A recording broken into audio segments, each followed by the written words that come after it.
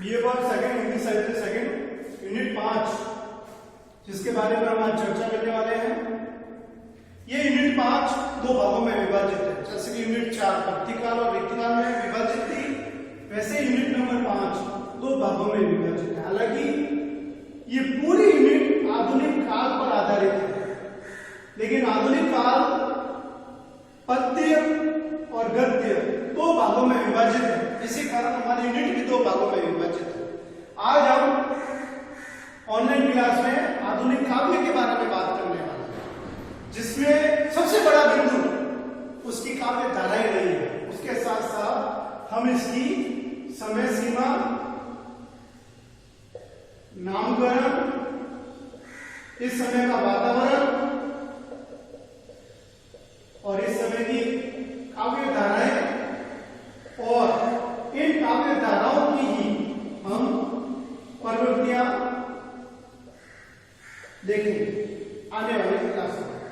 समय सीमा आधुनिक काल की रही है 1900 विक्रम संवत से लेके वर्तमान विक्रम संवत, अर्थात 1843 से लेके वर्तमान ईस्वी।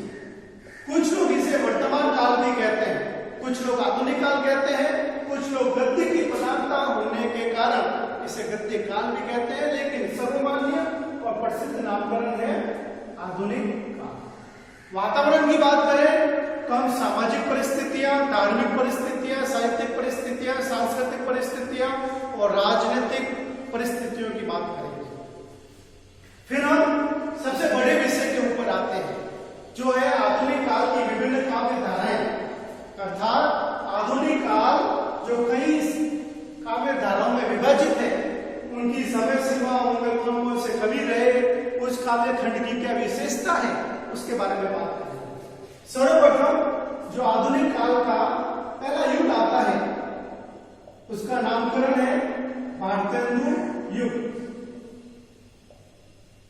ये नामकरण भारतेंदु हरिश्चंद्र पर किया गया है, जिसकी सीमा रही 1843 से लेके 1900 ईस्वी। इस समय के प्रवर्तक प्रमुख कवि रहे भारतेंदु हरिश्चंद्र। हमें इस काव्य खंड की विशेषताएं जरूर देखनी है। दूसरा काव्य खंड आता है द्विवेदी युग। यह नामकरण आचार्य महावीर प्रसाद द्विवेदी के ऊपर रखा गया। महावीर जी और उनकी पत्रिका सरस्वती हिंदी में विशेष रूप से प्रसिद्ध है। जितना उद्धार महावीर जी ने खड़ी बोली हिंदी का किया, उतना भारत के इतिहास में खड़ी बोली का उद्धार किसी ने नहीं किया। महावीर जी के दो शिष्य मिलते हैं, मैथिली शरण गुप्त और अयोध्या सिंह उपाध्याय हरिओम। ये आधुनिक काल हमारे सेकेंड ईयर में भी काम आएगा और बीए फर्स्ट ईयर के फर्स्ट पेपर आधुनिक काल में भी काम आएगा। इसके बाद हम बात करते हैं तीसरे युग की, जिसका नामकरण मिलता है छायावाद। छायावाद का समय मिलता है 1916 से लेके 1938 ईस्वी, और इसमें चार कवि बहुत ज्यादा प्रसिद्ध है: जयशंकर प्रसाद, सूर्यकांत त्रिपाठी निराला, सुमित्रानंदन पंत और महादेवी वर्मा। छायावाद की प्रवृत्तियां परीक्षा में अमूमन पूछी जाती है। छायावाद के समानांतर एक और काव्य धारा चली, राष्ट्रीय सांस्कृतिक काव्य धारा। इस काव्य धारा में प्रसिद्ध कवियत्री रही सुभद्रा कुमारी चौहान, जिनकी आपने कविता पढ़ी होगी, खूब लड़ी मर्दानी बात झांसी वाली रानी थी। और साथ ही एक कवि है जो बहुत ही ज्यादा प्रसिद्ध है, माखनलाल चतुर्वेदी।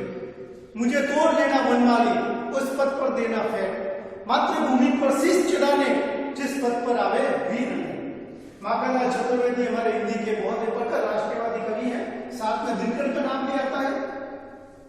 फिर आती है एक और काव्य धारा, जिसका नाम मिलता है आलावाद। इस काव्य धारा का समय भी यही रहा, 1916 से लेकर 1938 ईस्वी। ये काव्य धारा एक व्यक्ति विशेष पर आधारित रही, जिसका नाम है हरिवंश राय बच्चन, और जिनकी गजलें, रुबाइया, गीत बहुत प्रसिद्ध रहे हैं। मधुशाला, मधुबाला, मधुकलश, निशा निमंत्रण, एकांत संगीत लिखने वाले हैं हरिवंश राय बच्चन, जो महानायक अमिताभ बच्चन के पिताश्री है। इसके बाद एक काव्य धारा आती है है प्रगतिवाद। कार्ल मार्क्स की विचारधारा दर्शन के क्षेत्र में मार्क्सवाद कही गई, राजनीति के क्षेत्र में इसे साम्यवाद कहा गया और हिंदी के क्षेत्र में इसी को कहा गया प्रगतिवाद। इसका समय रहा 1938 से लेके 1943 ईस्वी। इसके कवि हैं सुमित्रानंदन पंत, सूर्यकांत त्रिपाठी निराला, रामधारी सिंह दिनकर जैसे प्रखर कवि हैं जो बहुत ही तीखा व्यंग्य करते हैं। नागार्जुन का नाम आपने सुना होगा, जो आधुनिक काल के कवि भी कहे जाते हैं। नागार्जुन, दिनकर, पंत, निराला सभी गरीबों के प्रति सहानुभूति रखते हैं, अमीरों का विरोध करते हैं। ये लोग महात्मा गांधी के विपरीत हिंसक क्रांति का आह्वान करते हैं, रक्त क्रांति। यहाँ पर सूर्यकांत त्रिपाठी निराला की बात की जाए तो निराला छायावाद के कवि भी है और प्रगतिवाद के कवि भी है। छायावाद में जहाँ वो कोमल कल्पना की बात करते हैं, आदर्श की बात करते हैं, वही प्रगतिवाद में आके निराला यथार्थ की बात करते हैं। उनकी एक कविता भिक्षु बहुत ज्यादा प्रसिद्ध रही है। वह आता दो टूक कलेजे में करता, पछताता पग पर आता, पेट पीठ दोनों मिलकर है एक, चल रहा लकुटिया टेक, मुट्ठी भर दाने को, पेट की भूख मिटाने को, वह मुंह फटी पुरानी झोली का फैलाता, वह आता दो टूक कलेजे में करता। काफी यथार्थवादी कविता इस युग में लिखी गई है। बस हम ये हिंदी का दुर्भाग्य कह सकते हैं कि ये काव्यखंड बहुत ही कम समय चला, लेकिन आधुनिक काल में प्रगतिवादी संघ बने हुए हैं, हिंदी के कई सारे अध्यापक इनसे जुड़े हुए हैं, सेमिनार बीच में होती रहती है। उसके बाद हिंदी में एक अलग तरह की क्रांति हुई, एक अलग तरह का प्रयोग हुआ, प्रयोगवाद के रूप में, जिसको पालन करने वाले थे सच्चिदानंद, हीरानंद, वात्स्यायन अज्ञे। अज्ञे ने अपनी कविताएं और तार सप्तक के माध्यम से प्रयोगवाद का पालन किया और प्रयोग हर क्षेत्र में किए गए। इसका समय था 1953 तक, 1943 से 1953 तक। इस काल के कवि काव्य के हर क्षेत्र में प्रयोग करते हैं, भाषा, शैली, रस, भाव, विषय हर क्षेत्र में। इनका कहना है कि वे उपमान मेले हो गए, वे उपमान जो आदिकाल से लेके प्रगतिवाद तक लिखे गए, उपमाएं दी गई, वे उपमान मेले हो गए हैं। देवता इन प्रतीकों से कर गए हैं कुछ, कभी वासन बढ़ता, कभी वासन अधिक घिसने से अपना मुलम्मा, अपनी चमक छोड़ देते हैं। उसी तरह इन उपमानों ने इससे पहले के काव्य खंडों में जो प्रयुक्त हुए हैं वो पहले हो गए हैं, अब कुछ नए तरह के प्रयोग किए जा रहे हैं। इसके साथ ही एक और काव्य धारा चली जो प्रयोगवाद का ही विकसित रूप कहलाती है, उसे कहते हैं नई कविता। नई कविता का दौर कम चला 1953 से लेकर 1960 ईस्वी तक, और इस काव्य खंड की कविताएं इतनी भी विशेष नहीं रही है। कुछ अच्छे कवि हैं, मुक्तिबोध है, शमशेरबाज जोशी है, धर्मेंद्र भारती है, अज्ञे है, भवानी प्रसाद मिश्र है, लेकिन कविताएं साहित्यिक दृष्टि से इतनी महत्वपूर्ण नहीं है, क्योंकि कविताएं ऐसे लिखते हैं जैसे मेरे सपने टूट गए ऐसे, भुंजा हुआ पापड़ हो जैसे, यदि मैं तोता होता तो क्या होता, यदि मैं तोता होता तो क्या होता, तोता होता, तोता होता, तोता। इस तरह के कुछ उदाहरण आपको बताए हैं। अगली बात करते हैं जो बहुत ही बढ़िया कालखंड चला हिंदी में, एक नया शाकोत्री कविता, जिसका समय था 1960 से लेकर 1970 ईस्वी। यहाँ पर हम देखें 1943 में जो प्रयोग किए गए हिंदी के क्षेत्र में, उसमें कुछ मनोविज्ञान भी आया, कुछ प्रगतिवाद, साम्यवाद भी आया, कुछ यथार्थवाद भी आया, कुछ आदर्श भी आया, कुछ कुंठाएं आई, कुछ वासनाएं आई, कुछ समस्याएं आई। साथ ही जब 1960 का युग आया तो हिंदी में शाकोत्री कविता भी आई, जिसे मोहभंग की कविता कहा जाता है, जो राजनीति पर केंद्रित है।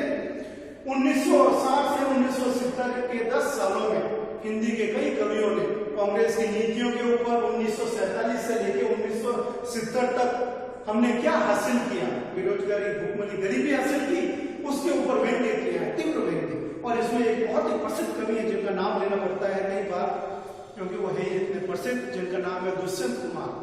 उनकी गजलें हिंदी के प्रत्येक विद्यार्थी में, हिंदी के राजनेताओं में, संसद में, विधानसभाओं में प्रचलित है। हो गई है पीर पर्वत से पिघलनी चाहिए, इस हिमालय से भी गंगा निकलनी चाहिए। इंदिरा गांधी को लक्षित करते हुए वो कहते हैं बदलता रंग कैसे आसमान धीरे धीरे। दुष्यंत कुमार हिंदी की वो विभूति है जो बहुत ही ज्यादा प्रसिद्ध है।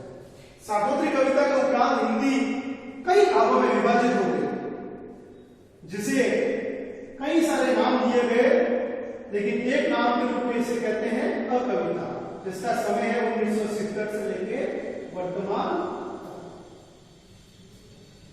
अब काव्य धाराओं के उपरांत हम प्रवृत्तियों की बात करते हैं कि हमें भारतेंदु, द्विवेदी इन दोनों की प्रवृत्तियों को देखना है, क्योंकि अमूमन परीक्षा में या तो भारतेंदु युग पूछा जाता है या द्विवेदी युग पूछा जाता है। फिर हमें छायावाद, प्रगति, प्रयोग, नई कविता, सार्वत्रिक कविता के प्रमुख कवि, उनके काव्य की विशेषताएं देखनी है। जैसे कि प्रगतिवाद का मुख्य स्वर है गरीबों के प्रति सहानुभूति, अमीरों का विरोध, हिंसक क्रांति का आह्वान, सामाजिक समानता का आह्वान, धर्म, ईश्वर, स्वर्ग, नरक, पाप, पुण्य में अविश्वास। इस तरीके से हम अलग अलग क्लासों में प्रत्येक काव्य धारा को लेंगे, उनकी प्रवृत्तियों को पढ़ेंगे। इसके बाद जब हम अगली क्लास लेंगे तो हम आधुनिक काल के गद्य की बात करेंगे, क्योंकि आधुनिक काल को हम दो भागों में पढ़ने वाले हैं, पद्य और गद्य। पद्य की क्लास काव्य, पद्य का तात्पर्य होता है काव्य। पद्य यानी काव्य में आप देख चुके हैं 10 काव्य धाराओं के आसपास, जिनका समय आप निर्धारित कर चुके हैं, उनके कवियों के बारे में सुन चुके हैं, कुछ उदाहरण आपको बताए हैं, कुछ विशेषताएं आपको बताई है। अगली क्लास में हम आधुनिक काल के गद्य की बात करने वाले हैं। तब तक के लिए धन्यवाद और नमस्कार।